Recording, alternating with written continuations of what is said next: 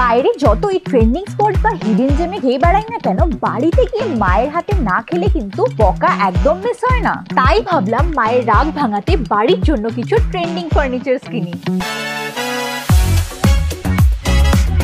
ভাবছো কস্টলি হবে? একদম না, ফ্ল্যাট 50% ডিসকাউন্ট আছে। তাতেও কনভিন্স হচ্ছ না? তাহলে আরো 10% ডিসকাউন্ট নিন না ওল্ড ফার্নিচার এক্সচেঞ্জ করে।